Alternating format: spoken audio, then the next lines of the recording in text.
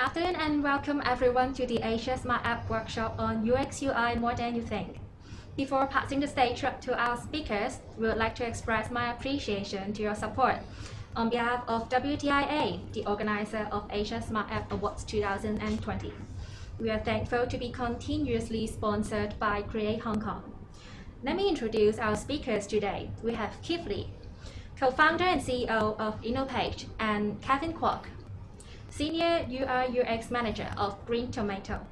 And definitely we cannot mix the panel discussion with two speakers mentioned to be our panelists to share their expertise on topic UX UI More Than You Think.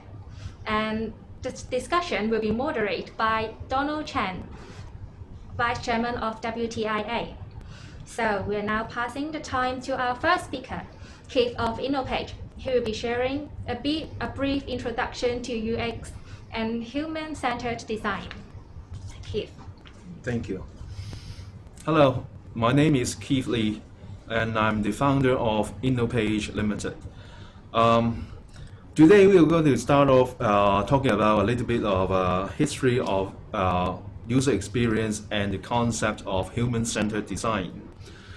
So a little bit background information of myself. My company, InnoPage Limited, has been making and designing mobile apps for around 10 years. So we have done a lot of different kind of apps, consumer apps, B2B apps, and throughout all these years and experience, we have found user experience is a very important topic and an important element for an app to success. So let's start off with a little bit of history of user experience design. So we start with talking about what is UX, and when we talk about UX, we have to mention a professor and a designer called Don Norman. Don Norman is the person who created the name of user experience. So he is also probably the first person with a working title of user experience architect, where he works for Apple. So what he says is UX is everything. The way you experience the world, your life, the service, an app or computer system, but it's a system that is everything. So UX is a very broad topic. It's not just about how it looks and feels, it's also about how it works. So before Don Norman, in the 50s, there is a very famous industrial designer called Henry Dreyfuss, who is a very renowned industrial designer who designed many things like the classic telephone. And he said on the topic of designing for people, which is probably the first industrial designer who promoted this idea of designing for people, a human-centered approach. So what he said is, on the other hand, if people are made safer, more comfortable, more eager to purchase, more efficient, or just plain happier by contact with the product, then the designer has succeeded. So it's all about comfortable. It's all about happiness. So it's in the 50s. So Henry Dreyfuss bring out the concept of designing for human. So in the 60s, to many people's surprise, Walt Disney, the Disney World's Disney, is a very key to user experience history. So when he designed Disney World, which is when it was called the Florida Project, and it becomes Disney World, and he says, always in the state of becoming a place where the latest technology can be used to improve lives of people. So these pioneers of user experience, they are talking about comfort, they're talking about happiness, they're talking about improving lives. So how do we design a system which improves lives and make people happier? So this is a picture I grabbed from the internet, which very well illustrated how a system is designed and how the people use it. So you can see the pathway is what people design, and the user doesn't always use the system as it was designed because they find a better way to use the system.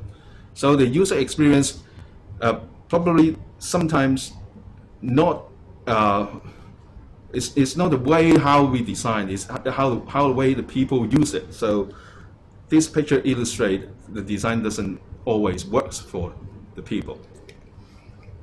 Okay, then comes Don Norman. Don Norman, it actually started in 70s, and then in 1995 he coined the term user experience. And he invented the term because he thought human interface usability are very good terms, and but he wants to cover all the aspects like the industrial design, graphics design, interface, the physical interaction with the manual, and he wants to include everything. So he needs a new term. So he created the term user experience. So when we talk about Don Norman, we have to talk about the Norman door. What is a Norman door? The Norman door is a door which has the handle on both sides. So we can we encounter many times when we try to pull a door and we couldn't pull it. It actually can only be pushed. This is not very user-friendly, and this is called the Norman door, which is very well known. In Don Norman's book, Design of Everyday Things, he spent extensive content on describing the Norman door. So what's wrong with the Norman door is the design of the Norman door is the opposite of what it's supposed to do.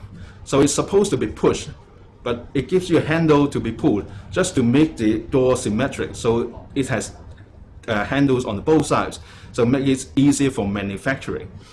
But that is not a very good user experience.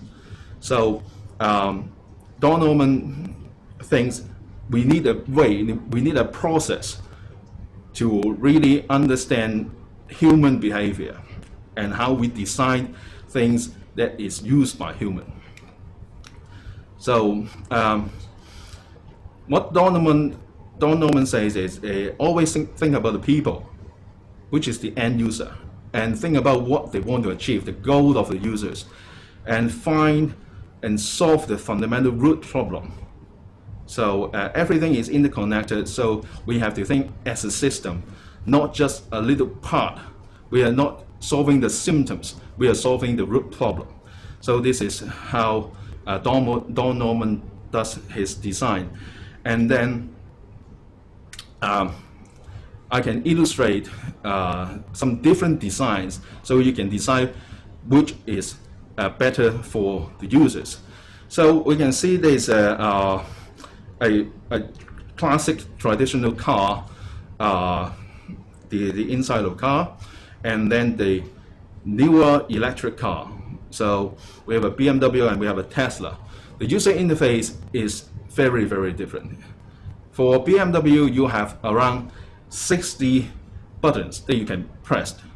But on the other hand, for Tesla Model 3, you only have 6 buttons.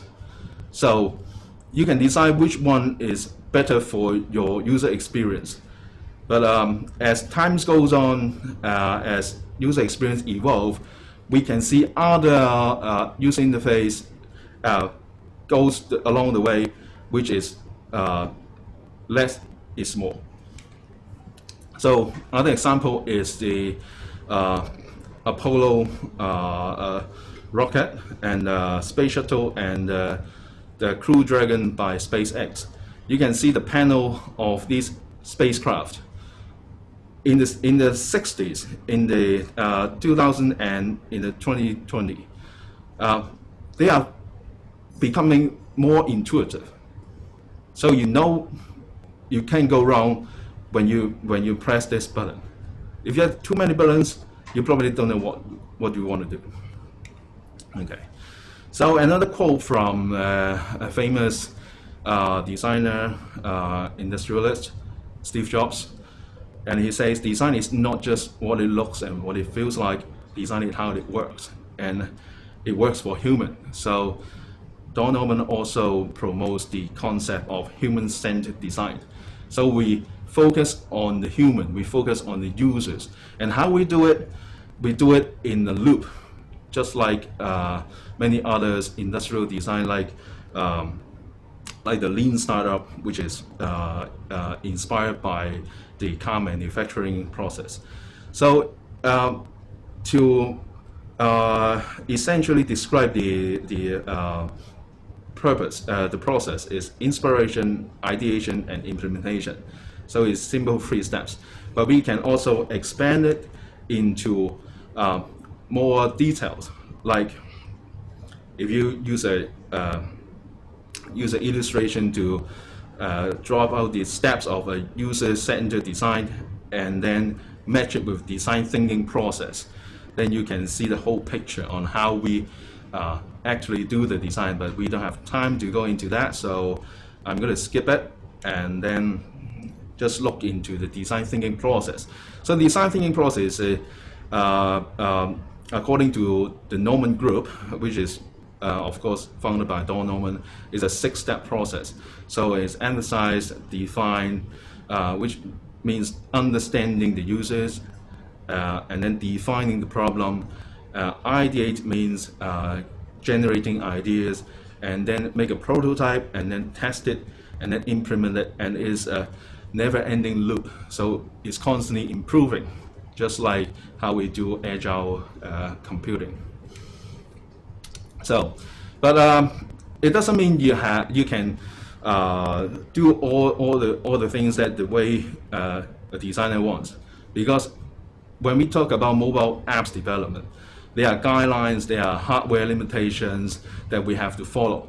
So where we start is a good starting point is going to the Apple and going to Google's official guidelines, and then study and understand the iOS design principles and also the Android material design principles. So, which is a good starting point. And we all know why we should follow design guidelines.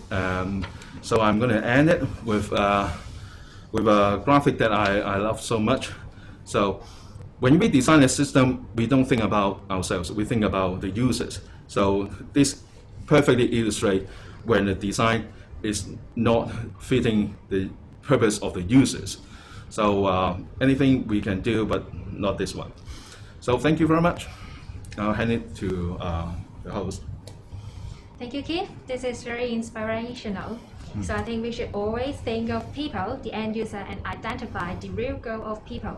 And thank you for introducing the 3 phases of human-centered design, the 3 I, the inspiration, ideation, and implementation. So next we will have Kevin Kwok, Senior UI UX Manager of Green Tomato, speaking on mobile reachability, tag integration, accessibility. Kevin. Thank you. Hi everyone, I'm Kevin Kwok. I'm from Green Tomato, and I'm a Senior UI UX Manager, and I'm so glad to be here. I can talk about the topic on UX UI more than you think. You may heard about Green Tomato. Green Tomato is a digital company that we have our own R&D project, and we also is a digital agency that we provide professional survey on digital transformation to our client. So a little about me is I'm working at Green Tomato for 8 years of design. So I participate in creative, innovative solution and enterprise project for banking, retail, and CRM project.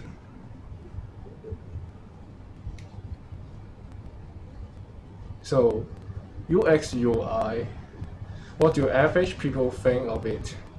For UX, for the UX designer, they will use the user-centered design to proceed their design. So it will include different phases with research, analysis, user flow, and wireframe. Then after that, for the user UI designer, they will create a great visual hierarchy layout, and they will build up a well-organized design language system, such as color pilots and text family and other components. Then after that, they will have access and guidelines that hands off to the developer. So this is the normal flow of we are design the apps. So what we think more how we can design a great app. So great app should be considered in visual design, usability, and accessibility. So today I'm going to talk about usability and accessibility.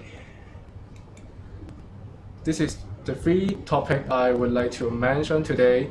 The top 2 topic is about usability, and the last one is about accessibility.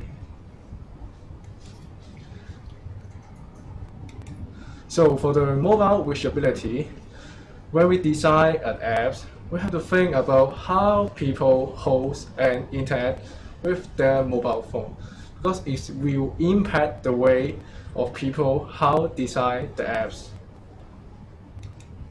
Here is a research that people how to use their phone to control their phone. We can find that 49% of people will using their phone in one hand.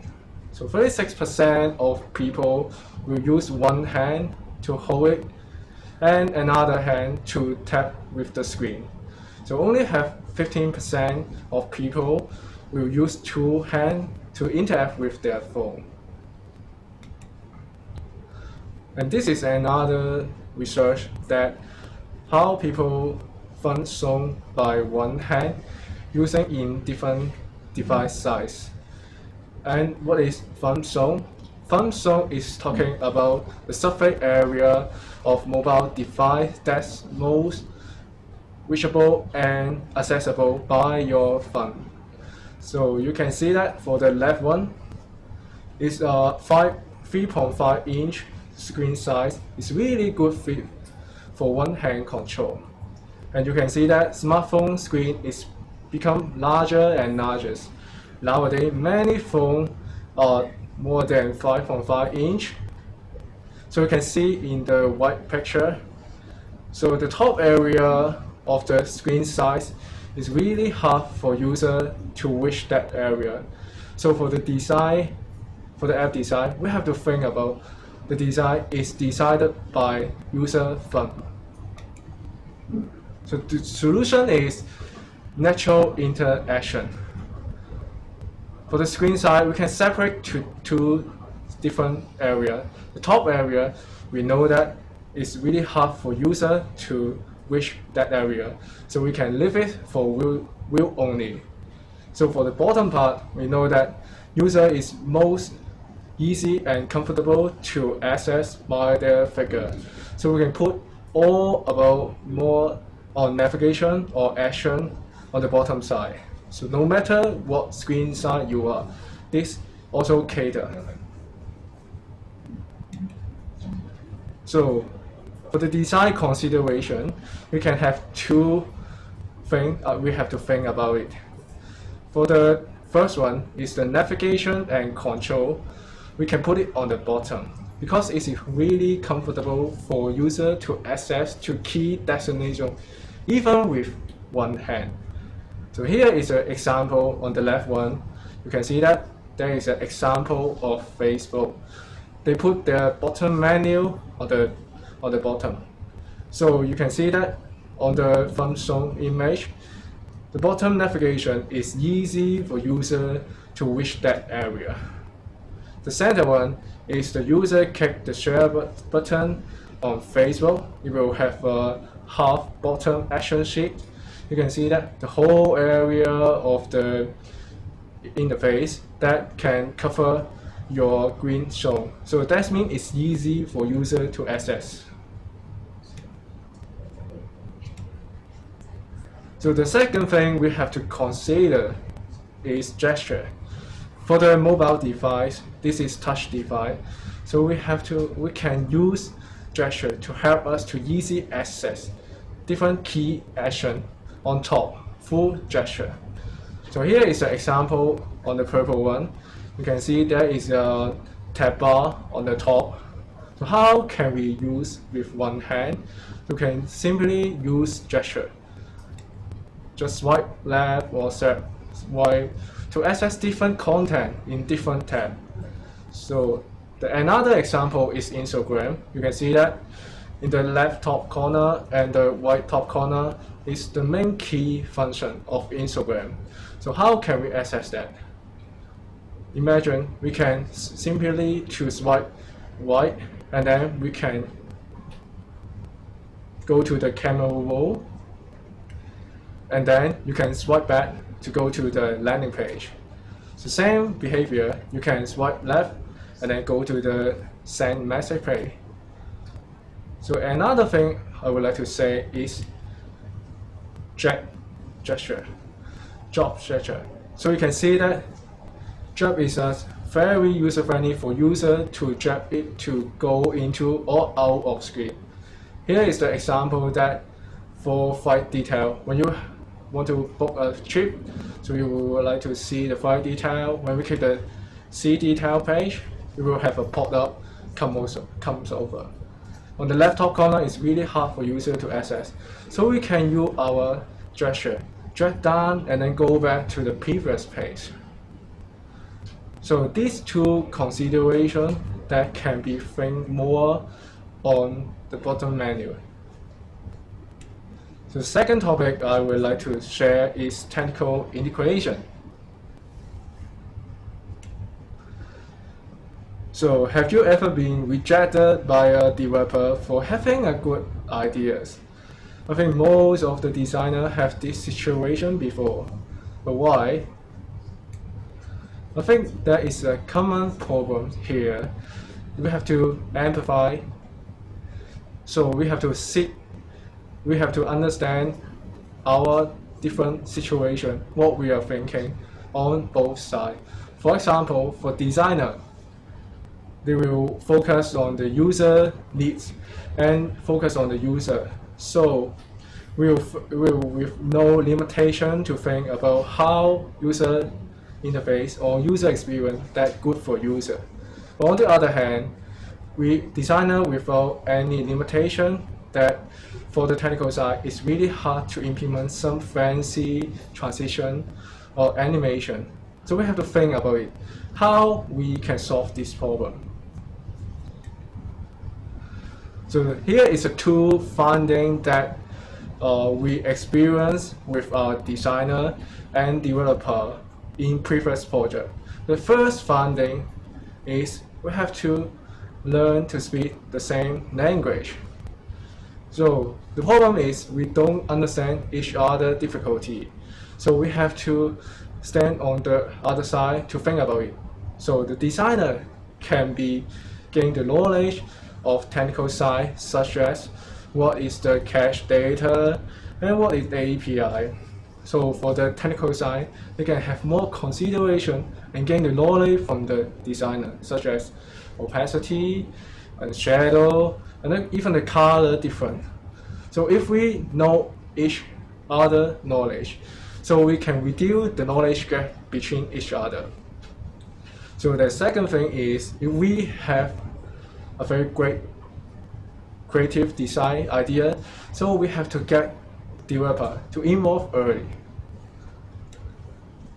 So here I will have some free example would like to share with you that designer good to know it before they design the apps.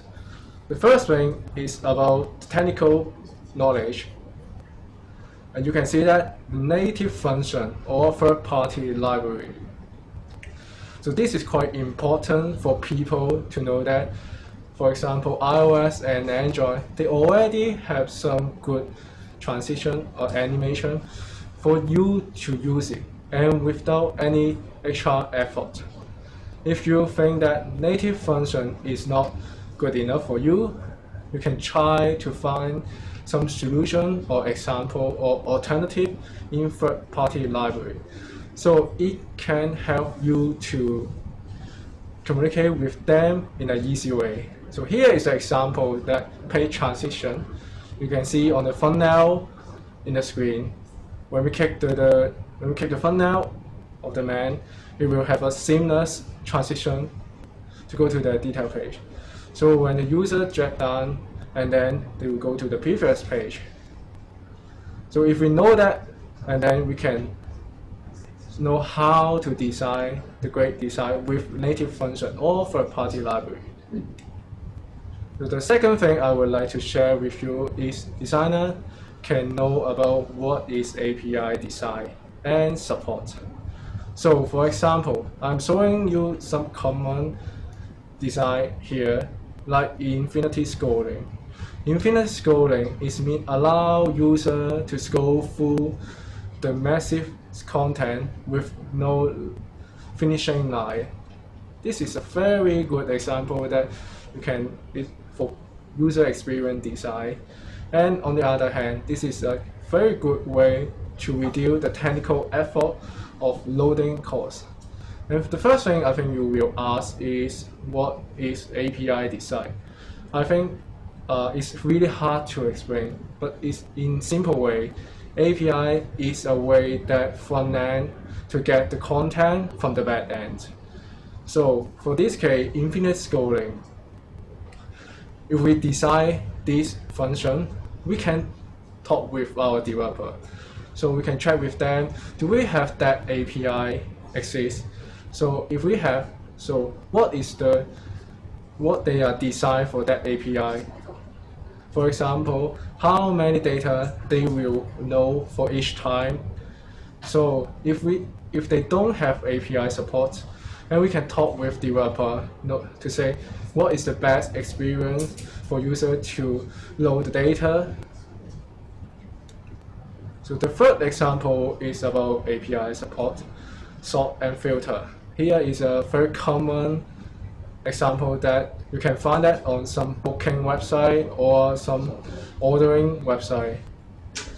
So why the screen is put sort and filter into one page? Imagine that you separate two screens for user. They have to select sort in sorting page, and then they have to select filter in the filter page, and then back to the result. So we have many back and forth, and then it will have many effort for loading data for technical. So what if we think another solution, if we put it together for user? This is a good example that they can think, they can choose anything of sorting filter into one page, choose whatever they love, and then they can click the show result. After that, the result is showing. So for the technical side, there is very good way is only call one backend result to it. So this is a free example I would like to share with you that with designer, if have that knowledge, it will be very great. So last session I will talk about is about accessibility. The accessibility is relates to designing content that can be used by everyone. Someone with disability like motor, auditory, visual, speech, cognitive, that we have to cater that. You know, for the research, the world population have 15% of people have disability. So what if we can design the app for them? What if everyone can use our app without any trouble? So here I would like to share with you again that the question is taken from our interview for designer to see how many knowledge of you know about accessibility. So maybe I give you a few seconds to know which question, which answer is more appropriate. So for game number 1, the most appropriate question and answer is A. So So you can look at the question, look at the answer B. When someone have color brightness and no visual people, they will hard to read the gray and yellow hard meaning. So they cannot differentiate what we would like to deliver to them. So what if we design is we can try to design with different shape, even have text or size. It can help to deliver the message to user. What is the button stage? So the second game is really close to question 1. So what is the most appropriate answer for that?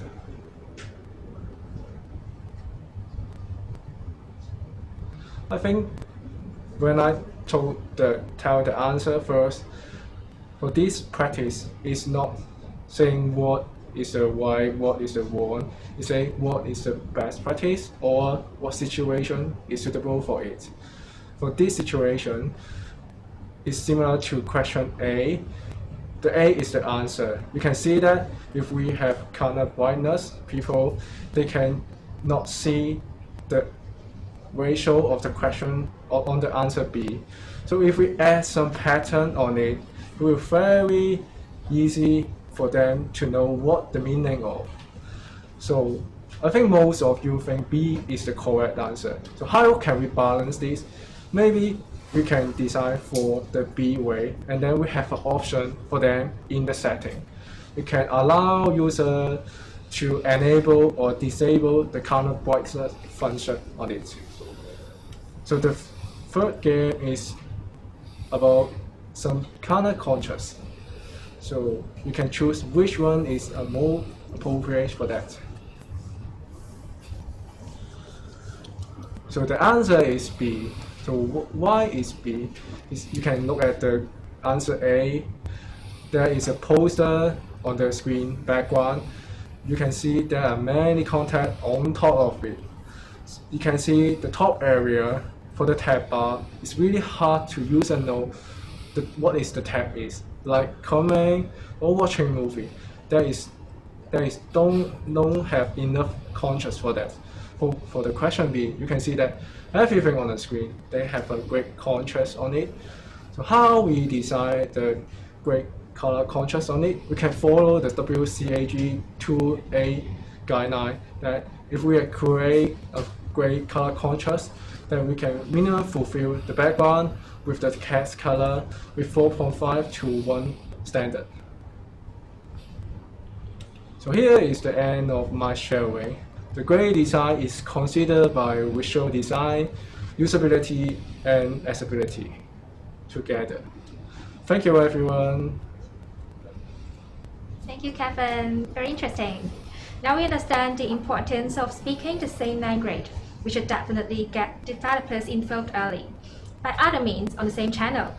Next section, we are going to invite our moderator, Donald Chan, Vice Chairman of WTIA, to lead the panel discussion and explore some interesting experience and tactics in UX UI. Donald. Hi, everyone. How are you? Hello. Hi. Let me introduce myself first. I'm actually Vice Chairman of WTIA. Actually, most of our members are doing some related to wireless development, and next to me are the two giants in the web app development, I can say. So thank you, Keith from InnoPage and Kevin from Green Tomato. Today I have quite a few questions actually in my mind, which I don't get an answer in the past, as I can say, past 1 to 2 years. May I start my first questions before the floor? I see there's questions coming up. But before answering to those questions, please answer my questions which I have in mind for the past 1 or 2 years. Actually, I've been hearing about UI, UX, or design thinking for quite some time. And from your description from Keith just now, Keith talked a lot on the history on UX, and I finally know who initiated the name UX in the past.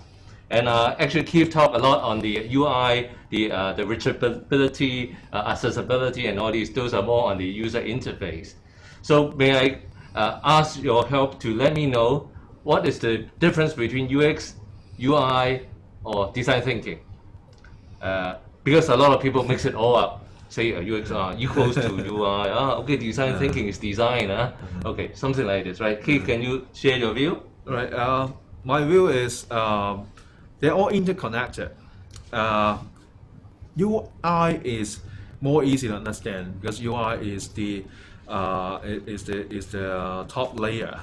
I mean the look and feel of a system. So how we look at it, not quite about how we use it. For user experience is how we interact with the system, how we use the system. And design thinking is a process to find out which is the best way, the most appropriate way to design the system so that it is most suitable for its purpose and for its users. Okay, so do Kevin have something to add on? Yeah, It seems that you have more experience on UI just from your presentation. Yeah, I agree with some standpoint from Keith. So what I'm thinking of the difference between UX, UI, and design thinking. I think for the design thinking, I think it's like a procedure. It's a part of UX. User thinking is talking about the procedure that we how to find a solution that to solve the client problem. Yeah, so the UX I think is talking about the user, how they use it, and we can find that how the user will use it, and any other positive and negative feedback from the user when they use your journey. So, and for the UI, I think is like the visual design, and it's kind of parts of accessibility. So which accessibility and UI is kind of combined. So and UI is more on how we organize our design language system for use same language system to both different platforms like website, app, or even the tablet or Apple Watch. Okay, so great. I think it's a pretty good summary on what are the difference. But can I ask for your elaboration on, say, design thinking? Because I know this guy is a professor or a part-time tutor, I can say. Okay. Instructor in the Chinese university on UX and UI. So can you elaborate a bit more, say, when you teach, conduct the class, how you can elaborate what is design thinking, how does that relates to how you develop a mobile application? Okay, so design thinking comes from the Don Norman and the Norman Newson group, and it was also adopted by the Stanford Design School and also adapted by the Google Design Sprint system. So for the mobile apps development, how we use design thinking to solve our problem is we use the 6-step. They emphasize and ideate and all these 6 steps to find out the problem. But the most important thing is to know is not everybody is Steve Jobs. So if you are a great designer, you probably don't have to go through the design thinking process. You probably have to, you probably can think about something that is so new that nobody have thought before. So there's one saying about Henry Ford. He says, if you ask what people want, they will say they want a faster horse instead of a car because they have never seen an automobile before. But because not everybody is Steve Jobs, then we have to have a methodology to try to understand the users, understand the problem, and then we have to ideate, which is generate many ideas, and then put it into test, make a prototype, and then do a lot of testing, and then go back to the loop and do it all over again, so to perfect the solution. So the design thinking process is something like this. So if we don't know how to make it work for the users, we ask the users, we try to understand them, and then we try to define the problem. We try to generate ideas and implement prototype testing perfect in the loop. So this is what you are actually teaching the students, I guess, in the Chinese university. Huh? Yeah, very specifically for mobile apps development. Because design thinking can apply to many other things. They apply design thinking on business transformation and or how to do a startup. But for myself, I specifically use design thinking on mobile apps development. So I can cut many things that I think is not relevant or not necessary. Okay, so Keith highlighted a very important point. So design thinking is not really a design on user interface, right? It's a process. Or even that is not a mobile apps, that can be anything that can apply design thinking, right? So maybe Kenneth, Kelvin, can you elaborate a bit more? As far as I know, GT has an academy as well, and you are pretty also focused on design thinking and UX UI. So do you agree with Keith, what Keith said, or how you use design thinking to implement your very popular apps like, I don't know, Hong Kong Movie and all these, right? That is a very high download Hong Kong made apps. So can you share a bit more on this as well? Yeah, sure. I really agree with what Keith talking about. This is this is a good example to how we use user-centered design to process for our methodology. So the sixth step of the design process, everyone have different type of process inside. But key thing is we try to understand the user, and then we can know what their pain point, and then after that we will design something that to solve the current problem. After that we can prototype it, and we can get the testing result, and then we can analyze what the result is, and then improve our design. So for the Hong Kong Movie, yeah, I think this is a great example. That is because this is a famous app, and a good example that we have using this method. For example, for the poster detail view, many of people will have different idea on how they to choose one movie.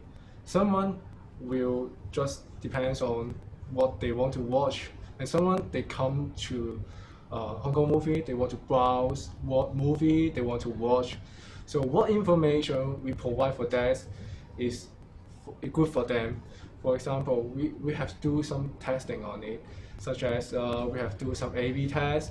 We to put different item into different components, such as some people will like to emphasize the rating of the movie, and someone will like to see the like way, or how many people interact with this, or how many people comment on this movie. So we can do some A/B tests, or get the data from the user to choose which solution is better for the user, and then we will improve our product on it. Okay, so I think both of the speaker are saying to me that design thinking is like it's a customer-centric process. So it's all based on the customer's need, their pain points, the whole process, right? So can you share, when you develop a mobile app, so what will be the tips or the tactics that you may have some challenges before, right? Say, for example, when Kevin is saying that there may be a conflict between the developer and the designer, right? So these are all conflicts when you are developing a mobile app, right? So so what are the tips that you can have the team follow you, or the client follow you, go through the design process, and eventually come up something like Ticker or Hong Kong Movie, something like this, right? Maybe Keith can talk about how can you control? Okay. So these are two different scenarios. One of them is to design our own in-house app, so we have total control. That's easy. We have our designer to study the iOS and Android system design, so they understand the native design of an app. They understand the material design. They understand all these guidelines. So likewise, our programmers will have to understand how the designer thinks. So because design thinking is essentially thinking like a designer, solving problems like how designer do. So our programmers need to understand why and how our designer do designs. They don't have to do it, but they have to know how they do it. But so the both team understand, and when we create a product, at the very early stage, we bring in designers to talk with the programmers. So what happens is we make an app, and then the designer thinks is not quite what they want to do. So this is the in-house app situation. For the customers, situation is very difficult. Very difficult, Yeah. I guess. Yeah. Yeah, and So you just listen to the client, huh? not really. The ideal situation is we talk to the client if it's a new project, if it start from scratch. So we ask our clients to do a whole day or sometimes 3 days design thinking workshop. And what we do is we gather all their stakeholders into one room, and they don't go to lunch. We lock them in the room. Okay. And then we go through the design thinking process. We separate them in teams, and then they have to really involve in thinking what the users needs. They have to really think about how to design an app, and then really make a paper prototype. And then they will understand it's not that easy.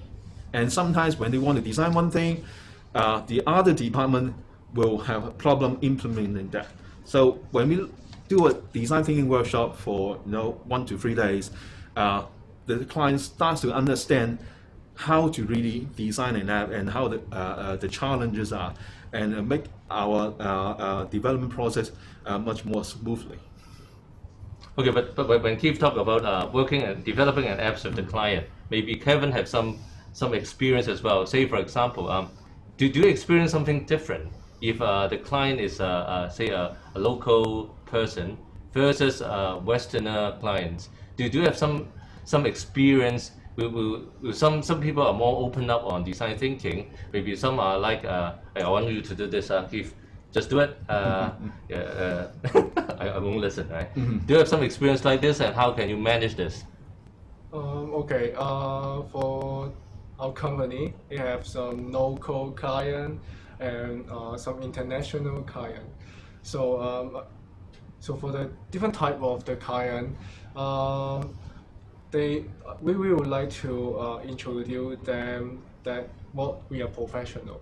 Yeah, for what we are telling is we not just design a UI. We are not just follow what you need, because what you are talking about is your side to think about what user thinking. So so they will so we will tell them that the design thinking is important. That we have to know about our client and not just follow your instruction. So when we do the design methodology, that sometimes they can, for example, we will have some focus group or interview with some user, and then business side they can know something they don't really realize that what user thinking, so they can get some insight from user for that interview session or that questionnaire session. Then they know how they do the review or design for their product. Okay, anyway, thanks Kevin as well. So I roughly understand how we manage the client or your in-house development. So do you have a standard, say, app development process that you normally follow those steps? In terms of, as Kevin is saying, there's a technical challenge, there's accessibility and all these, right? So what is the normal process for creating a successful app? Yeah, well, Kelvin is totally totally agree on Kelvin's approach. So what we do is very similar. We first do a user research, and we invite potential end users or some of the clients' existing users to ask them questions. We don't do multiple choice surveys because I don't think that's very helpful. We talk to them, we listen to them, we try to find out something we don't know, and then we turn it into typical personas. And then we base on the personas to draft out the user journey. So through the user journey, we understand each step, what they like about it, what they don't like about it, which is the experience, negative or positive experience. And then we find out what we try to solve. We identify the root problem. Why do they have a negative experience? And then we generate ideas. We don't jump into conclusion. We don't see a problem and we don't give it a fix. We identify the problem, we generate ideas, many ideas, and then we pick the potential ones, try to make it work, and then put it in the prototype, and then test it, and then refine it, and then loop and loop and loop. That's the noble practice.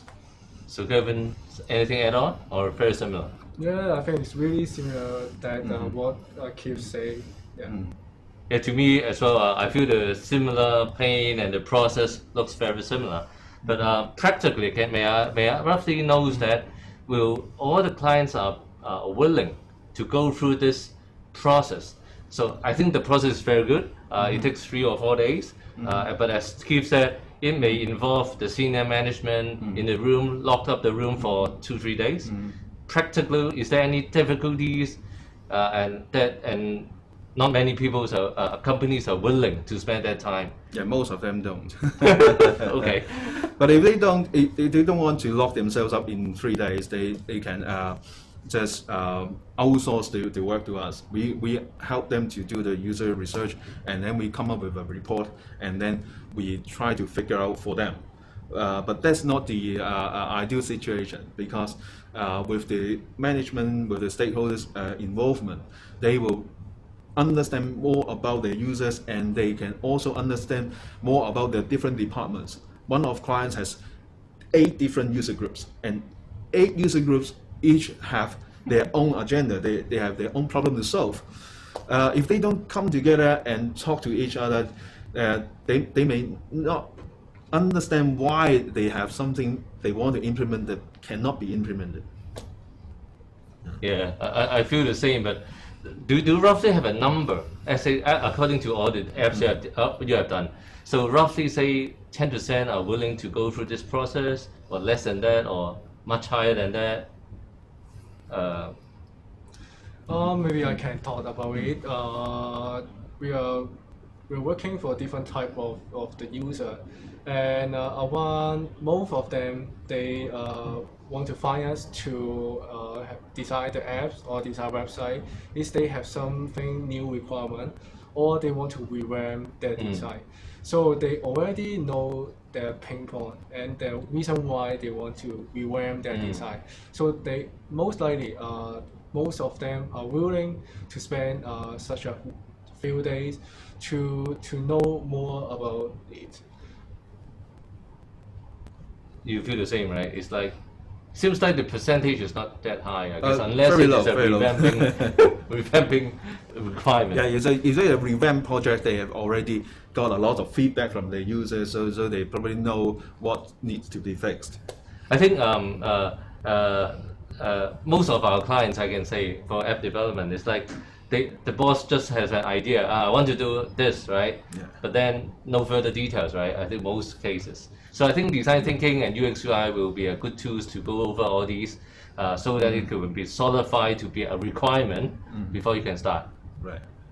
Okay. So actually, my last critical questions before go to a long list of questions the audience are asking.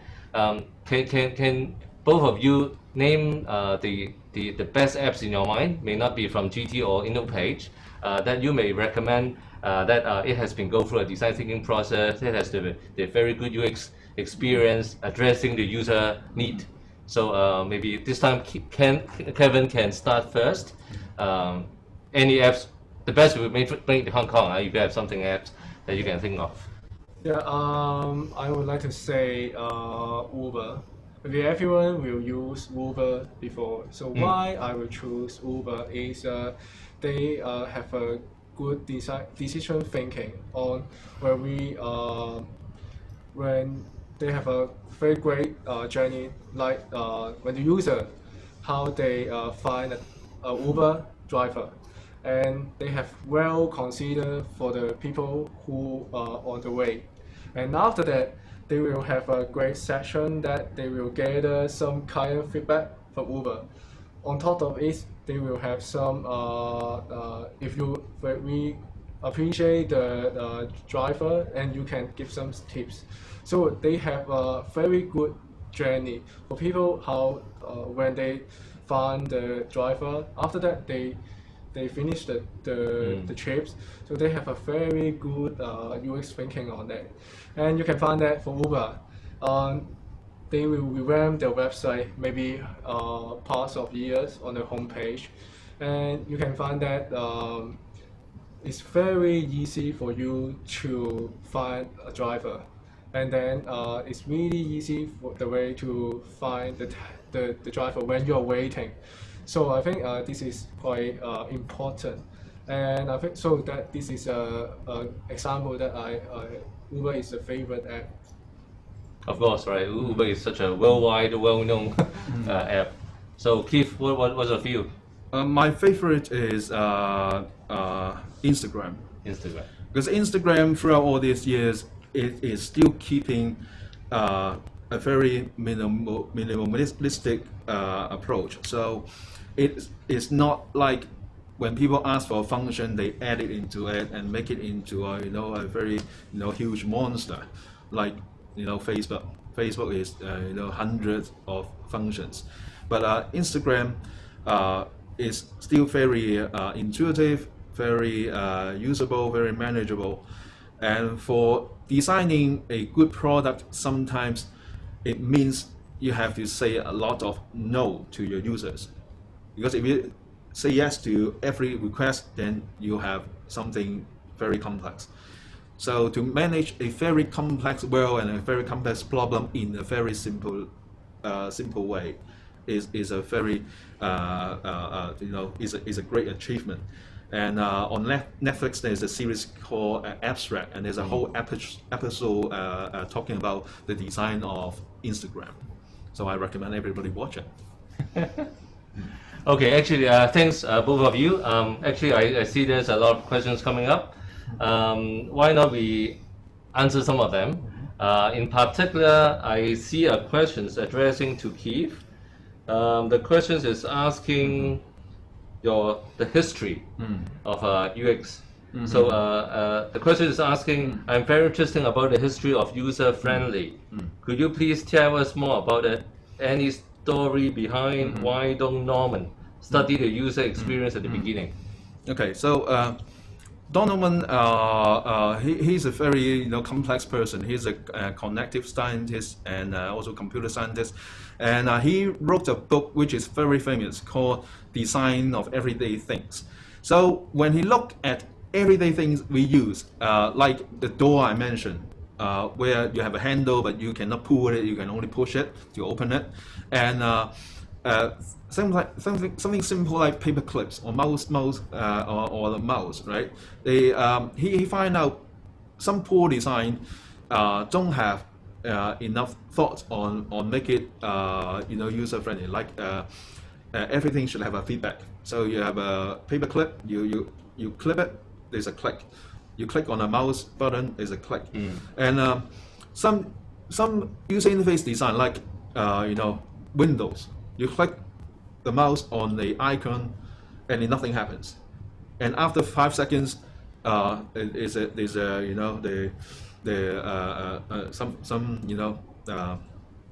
icon is loading icon comes up.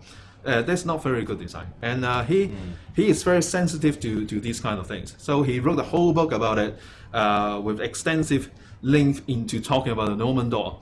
So I recommend you grab a copy of it. It has a revised edition, and it also includes design thinking. So very interesting read. I wish it answers your question. So I want to ask Kevin, just now there's a question. They are a startup company, so the most recent one. He just asked, what do we need to hand in or communicate to the app developers when they want to hire an app developer to build an app for them? What are the essential information we need to provide, and how detailed should it be to foster effective cooperation? Actually the most recent question. Kevin 睇下最尾嘅。 Okay. Okay, it's showing up already. Okay. How to work actually with the app developer? Basically, the answer is like, and they are the startup. Yeah, and I think when startup they will have a different working model for to build a project. Like it have a waterfall project, or you have an agile project, and we can try to find which one is suitable for the startup company. For example, if we are using agile project, the core idea for agile project, it will to co-create some solution together, such as we will gather developer and designer, often or the PO. So everyone sit into together to come out some great idea. So for the situation that if you are using agile, that we will have different meeting to meet up everyone. So for example, when we design something new, we will involve developer for the early stage. For example, when we do some research on competitor, so we will find some insight on that. So we will share with the PO, and some of them is a good advance. So we have to invite developer, designer, PO into that. So we could decide which good suggestion do we need to put it into our project or our product. So and this is one of the example. After that, when we're doing our design process, like we have wireframe or some usable, we also will invite developer on it to say what usable is it difficult to implement, or it have some constraint for development, so that if we involve developer for different design stage, so this is very good to make a great apps. Yeah, and after that, some developer may we can create a prototype. For example, if we have some great animation or very new transition, we can create a prototype for them to demonstrate how we want to look like. So, and then technical will understand more what we want to do, and then they will give us some advice on it if they can't do it. Yeah, so this is something that we can enhance the process and the difficulty between design and developer. I actually have something to complement as well. I think the question is asking, they are a startup company, so meaning that maybe they only have 5 persons, the whole company. So what will they need to plan or communicate with the app developers to start some collaborations? I think Keith should have a lot of experience. I've got course of like this every day. you know a lot more as well. So please share as well. Well, there are two situations. One situation is the company already knows what they want to build, and but most of the time they don't really know. They have an idea, they want an app, they want to do something, but they don't know how it works, and they don't have a specifications. So they were hoping with a phone call telling me what they want to do, and I can come back to them with a detailed specifications. But that's not going to happen because it's too complex to do, and I don't really have a deep understanding of their business. So the easier way to do it is to imagine the app yourself. Try to imagine what functions it has in the app. It doesn't have to be a perfect UI. It just have to have all the elements in it, which means what buttons it has, what happens when you click on the button, when you touch a button, what happens, what functions you want to perform, and to more elaborate about the functions. is to try to think about what value you want to deliver to your end users. So most of the time, I mean, lots of times, people don't have a very thorough thinking on what value they want to deliver. They just want an app. They're not thinking about why the end users have to go through all the hassles to download the app, and then they do all the registration. So first thing to think is what value you want to deliver. What you try to help them. Are you saving them money? Are you saving them time? Are you making their lives easier? Are you making them happier? So these are values. So when you figure out what values you want to deliver, you will have a better understanding of what functions you want to put into your app. So try to visualize it. Don't have to be perfect. It can be a pen and paper. Visualize it on a paper and then hand the paper to the developer so they can have a better understanding of what you want to do without having you to write 80 pages specifications. Okay, great. So this is what startup difficulties, right? And normally they're puzzling about what to start, how to start, right? So thanks, Keith, for that. And there's a audience called Bella. Bella is asking you how you think 5G will impact the UX in the future. Okay. Right. I am, I'm very conservative on the issue on 5G because to me, for normal end users, the difference between 4G and 5G is the bandwidth. It's faster, it's a lower latency, so everything is faster.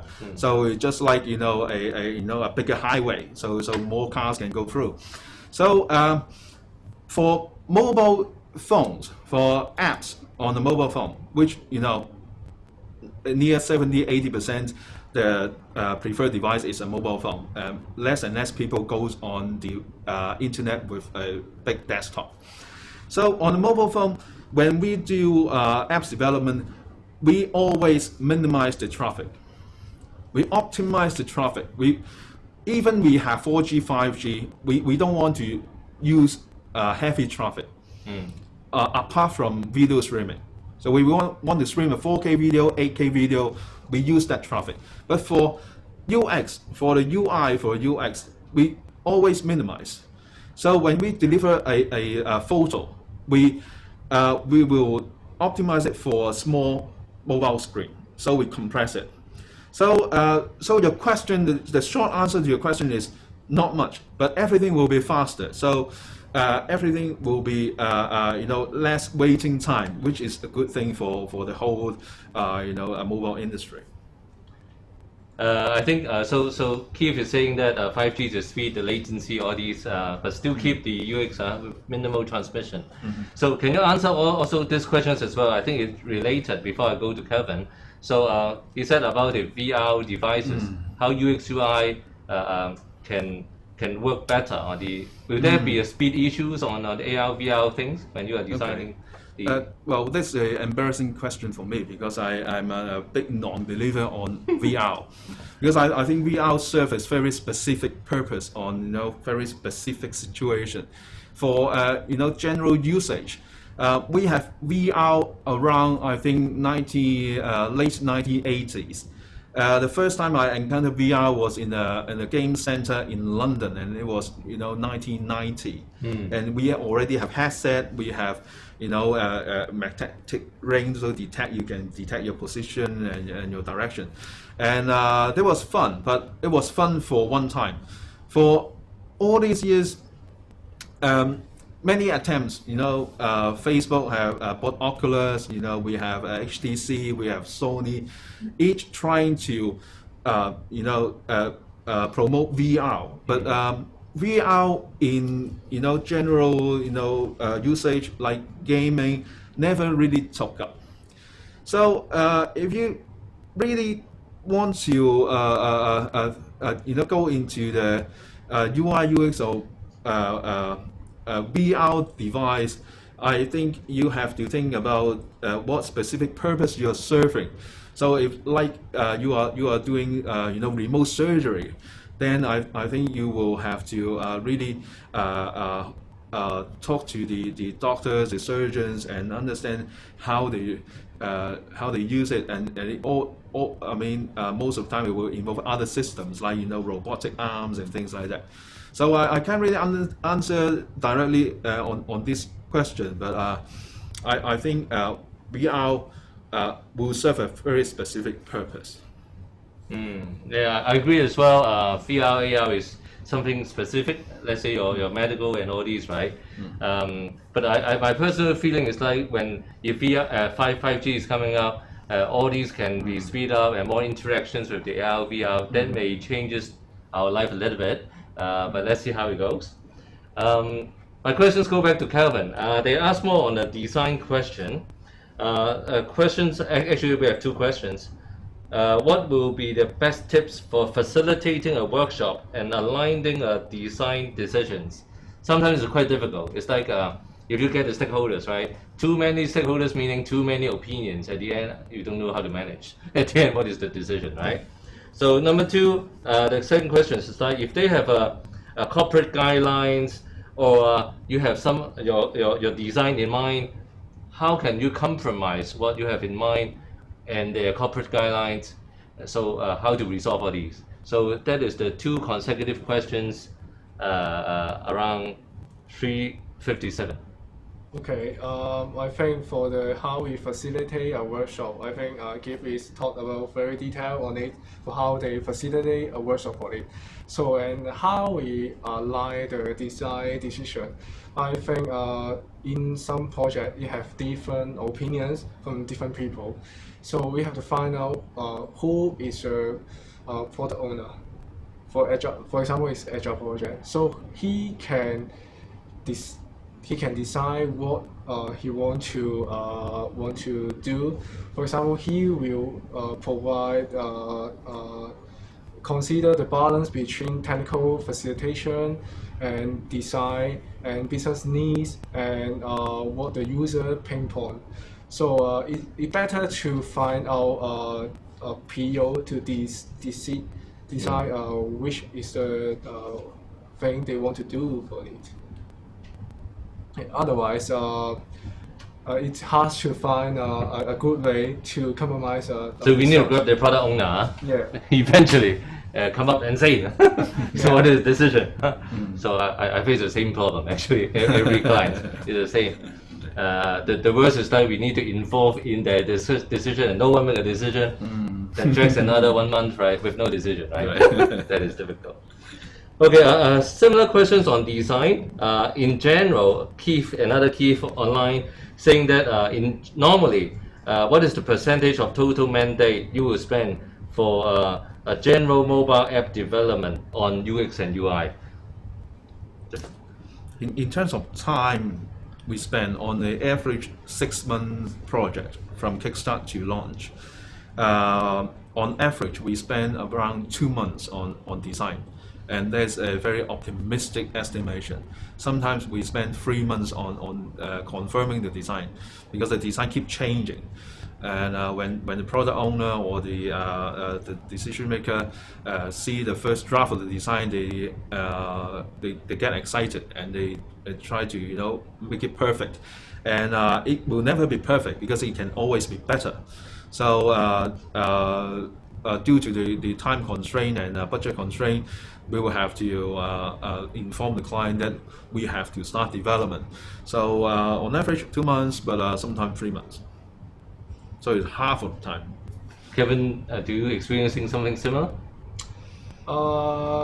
Yes, something similar. But for our situation, we will have some estimation for the scope of the project because different requirement will have different effort we have to put into. So we have to understand how many requirements that user client want to do it. So after that, we will think about the methodology, the design process or working process, and then we think about it. If we have many requirements, we can list out the process of it, and then we can estimate. For example, how many days we can do for the workshop on it, how many days we can do for the user journey, and how many one we will review for the wireframe. And And other than that, we can have an overall job estimation for that. So it have to depends on the situation that the requirement for the user. Yeah, from my experience, actually, I'm closer to Keith. What Keith said is like years ago when we start making an app, it may take, I don't know, 1/4 of the time for making design because the requirement is lower by that time 5 years ago when we're still having a iPhone 4, right? But now when it comes to iPhone X, whatever, so the requirement is high up, and then eventually the debate, design requirement will be half of the time, I can say. So development is such a tiny piece eventually. So, but the clients sometimes don't understand, right? It's like design is something intangible. It's like they can change anytime. Yeah. They can do ask you at midnight and then get back to them in the morning. Yeah, exactly. Or they are thinking, copy this and paste that on the same page. It's just like click, right? So, but that is not true. Okay. Actually, if there's some more questions, please type in, or else actually we will be answering the last few questions. So there's one more question which is quite interesting. He is saying that normally nowadays they want to do a web plus an app at the same time, responsive and all these, right?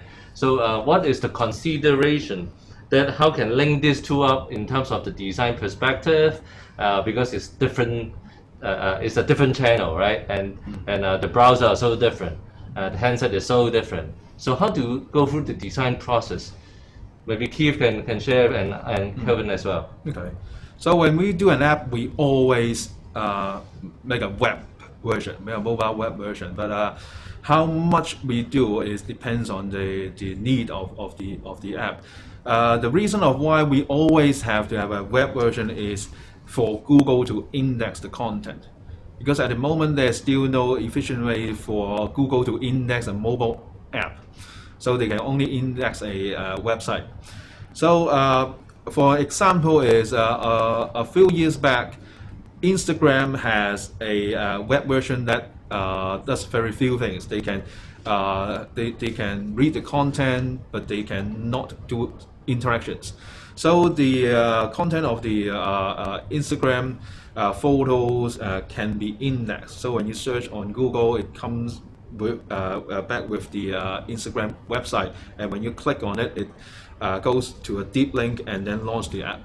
So I think it really depends on whether you really need an app. Sometimes when you say you do a e-commerce website, you don't really need an app unless you want to have access to low-level functions like map, SMS, contact list, and camera and things like that.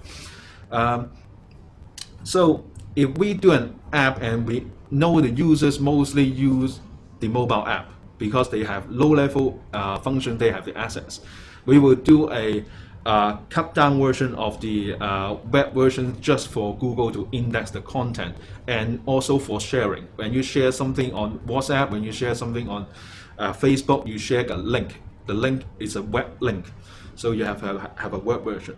But when the users will use both versions, they use a full-fledged web version and a full-fledged mobile app version, and then we may have to decide whether you really need an app or not. Maybe sometimes you only need a mobile website. So different situations with different approach, but for the the golden rule is you have to have a web version for Google to index and for sharing. Kevin, any input? Yeah, and if we design, maybe some company they will have to build a website or app. For the design consideration, nowadays most of the people they will design a responsive website. So some of it they may not build a responsive website because we know that the mobile user they browse a lot for the browser more than the desktop user. So they will think about it for the behavior of the user to receive the content. It's not only for desktop version. They will receive the content by mobile first.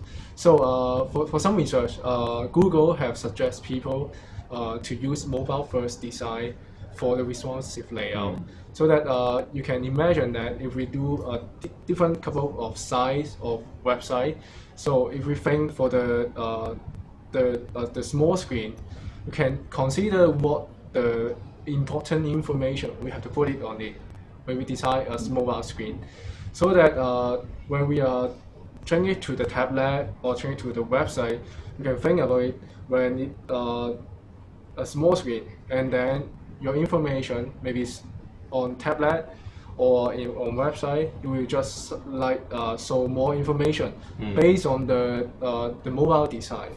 So it will reduce the cost for development when they are doing responsive website. So and you can know that for the people, I think they really don't know what is the difference between app design and between mobile browser. What is the difference? So I think to better suggest is align the experience between mobile and the mobile side, because they don't know how to differentiate these different type of browser or apps. So I suggest to keep the UI is consistent, so that they don't have to really learn another look and feel for that. I totally agree both of you what you said, but I personally have some experience as well, because it's due to the history of the company, right? It's like the website is done by company A, right? The app is done by the B, and the before login is a company C, and then eventually the user experience is perfectly, I don't know what to do, but that is unavoidable.